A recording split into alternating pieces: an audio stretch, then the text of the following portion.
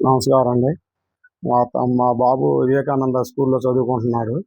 నేను 10,000 ఫీజు కట్టాను అంతకుముందు. ఇప్పుడేమో ఫీజు క్లోజ్ చేసుకొని సర్టిఫికేట్ తీసుకుందామని చెప్పి వచ్చాము. వచ్చిన తర్వాత మాకు 53,000 కట్టమన్నారు మొత్తం డబ్బులు. నేను 25,000 కడతానని చెప్పాను. తర్వాత 30,000 కడతానని చెప్పాను. తర్వాత మాకు గవర్నమెంట్ ఒక జివో ఇచ్చింది. 53,000 ఫీజు తీసుకోవాలి మీరు. మాకొక లెటర్ ఇచ్చింది. కావాలంటే చూసుకోండి అన్నారు. సరే సార్, ఆ లెటర్ మీకు ఇచ్చిన లెటర్, గవర్నమెంట్ ఇచ్చిన లెటర్ నాకు ఇవ్వండి, ఒక జిరాక్స్ కాపీ. నేను చూసుకుంటాను. అది గవర్నమెంట్ కట్టాల్సిన రూల్స్ మీకు ఇస్తే దాని ప్రకారం నేను డబ్బులు మీకు కట్టేస్తాము.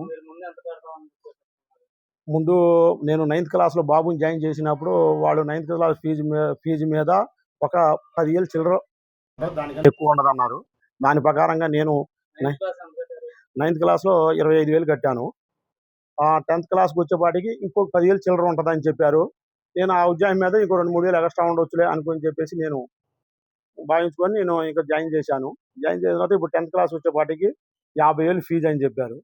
50,000 ఫీజు అంటే నేను అంత కట్టలేను సార్, 10,000 కట్టాము కదా, ఇంకో 25,000 కడతాము అని చెప్పేసి నేను చెప్తే కుదరదు, మాకు 53,000 కట్టాలి, మాకు గవర్నమెంట్ జివో ఇచ్చింది, ఆ జివో ప్రకారం మీరు ఇవ్వాల్సిందే, కావాలంటే ఇదిగో లెటర్ అని చెప్పారు.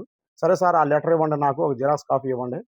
ఆ లెటర్లో గవర్నమెంట్ కట్టాల్సింది కరెక్టే అని చెప్తే నేను అప్పసొప్ప తీసుకొచ్చి నా అమౌంట్ నేను తీసుకొచ్చి మీకు అమౌంట్ ఇచ్చేసి నేను సర్టిఫికేట్ తీసుకొని వెళ్ళిపోతాను సార్ అన్నాను.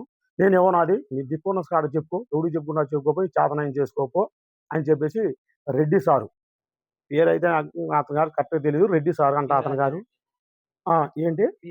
పి. రాజారెడ్డి సార్ అంట అన్నారు. నేను ఉదయం వెళ్ళాను. ఉదయం అదే రెస్పాన్స్ ఇచ్చారు. ఇప్పుడు వెళ్ళినా కూడా అదే రెస్పాన్స్. తర్వాత ఇంకో సార్ కూడా ఉన్నారు పక్కన, బాబు సార్ పేరేంటి? మల్లాది శ్రీనివాసరావు గారు. అతని గారు కూడా అదే మాట్లాడారు. నువ్వు కట్టాల్సిందే, కట్టకుండా ఉంటే కుదరదు అని చెప్పేసి చెప్పారు. తర్వాత నేను బుక్స్‌లు కూడా సెపరేట్‌గా నేను 10,000 ఎంతో తీసుకున్నారు. ఎంతో 10,000 తీసుకున్న ఐడియా లేదు. బుక్స్‌లకి, బట్టలకి సెపరేట్ డబ్బులు ఇచ్చేసాను. ఓన్లీ స్కూల్ ఫీజు కాడికి వచ్చేపాటికే ఇంత కట్టమన్నారు. నా వల్ల కాదని చెప్పేసి నేను చెప్పాను. చెబితే మీ దిక్కున్న కాడికి చెప్పుకోమని చెబితే ఇప్పుడు సీఏ గారి ఆఫీస్ కాడికి వచ్చాను. వస్తే అక్కడ కంప్లైంట్ ఇద్దామంటే సార్ గారు లేరు. మాకు కొంచెం మీరే మా సర్టిఫికేట్, కొంచెం మా బాబు జీవితం పాడైపోద్ది కాబట్టి మీరే దయచేసి మాకు సర్టిఫికేట్ ఇవ్వాల్సిందిగా కోరుచున్నాము.